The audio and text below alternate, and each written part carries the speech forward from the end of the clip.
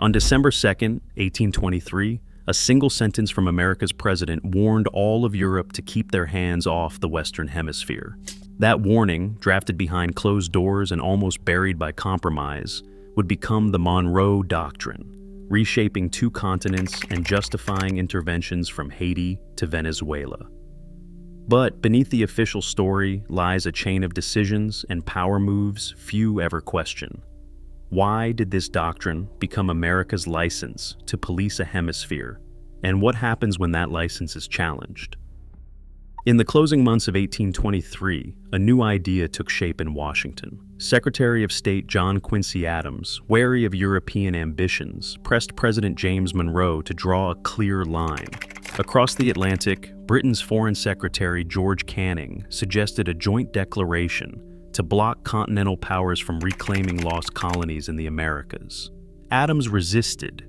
He argued that America should speak for itself, not as a junior partner to any European power. Monroe agreed, and together they crafted a message unlike any the United States had ever sent.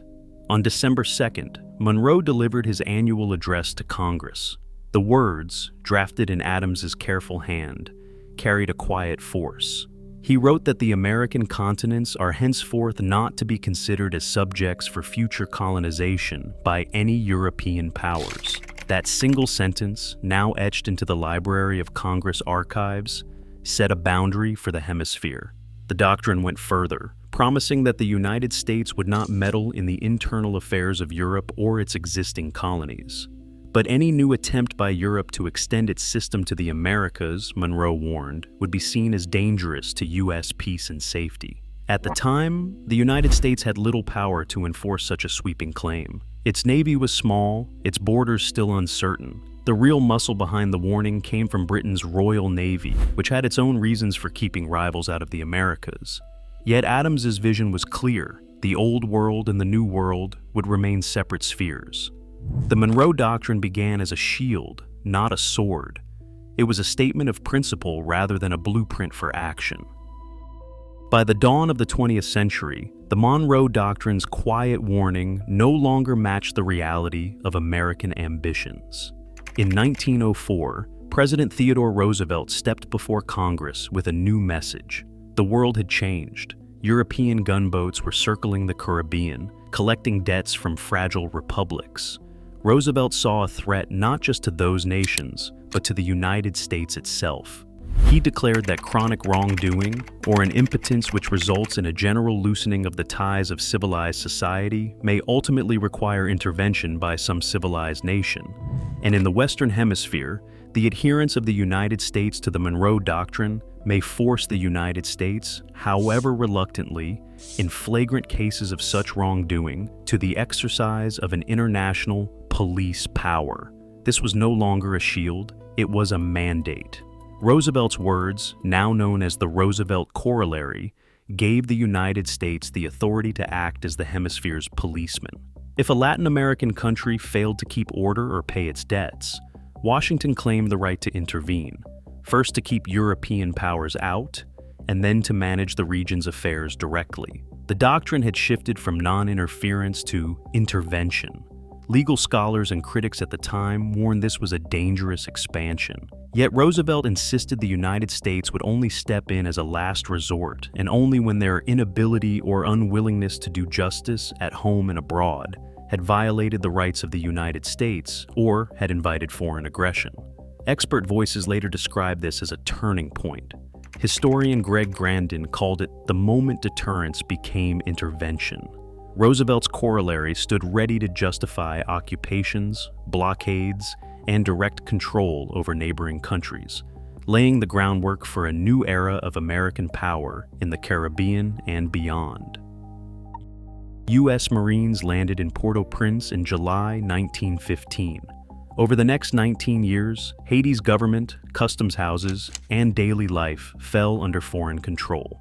American officials took charge of collecting Haiti's revenues, channeling funds toward debt payments instead of local needs. By 1916, the U.S. held full authority over the country's finances, with a treaty locking in this arrangement. Road crews, many forced into labor, built highways connecting outposts, But resentment grew as Haitian voices were silenced and sovereignty slipped away. Charlemagne Peralty, a former army officer, led a growing resistance. His fighters, known as Cacos, launched attacks from the hills, refusing to accept foreign rule. In 1919, U.S. Marines captured and executed Peralty, displaying his body in a photograph meant to break the rebellion. Instead, the image spread underground, turning Peralty into a martyr for Haitian nationalism. Testimonies from the era describe families uprooted, markets shuttered, and daily life shadowed by patrols and fear. Scholars point to these years as a lesson in the costs of policing from afar, where promises of stability often mask the realities of occupation. U.S. Marines landed in the Dominican Republic in May 1916, taking control of customs houses and government offices within days. American military orders suspended the Dominican Constitution and placed all finances under foreign supervision. Over the next 8 years, customs revenues, often more than half the nation's income, were diverted first to pay off European creditors, echoing the model used in Haiti. Roads and bridges appeared across the countryside, but so did checkpoints, patrols, and curfews.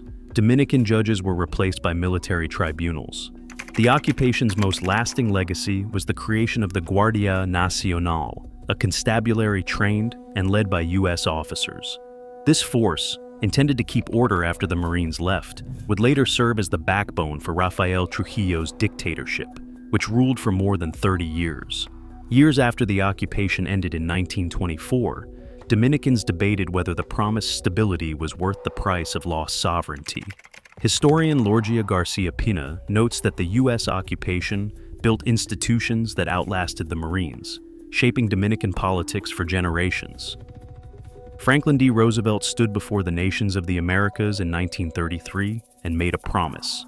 He declared that the United States would no longer intervene in the internal affairs of its neighbors.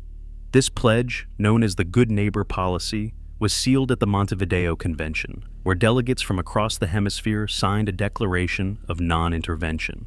For the first time, the Monroe Doctrine's reach seemed to contract, replaced by a vision of partnership rather than policing. Latin American leaders welcomed the shift, but some remained wary, recalling decades of occupation and control. The spirit of restraint, however, did not last. 50 years later, the Caribbean became a battleground for influence once again. On October 25, 1983, United States forces landed on the island of Grenada.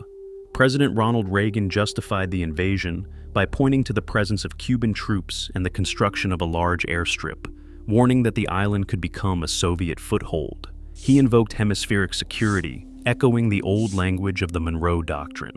Yet this time, regional voices pushed back.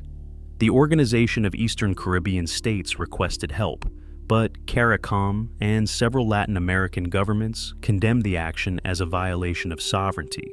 The Grenada case revealed how quickly the doctrine could swing from non-intervention to force, shaped by the fears and politics of each era.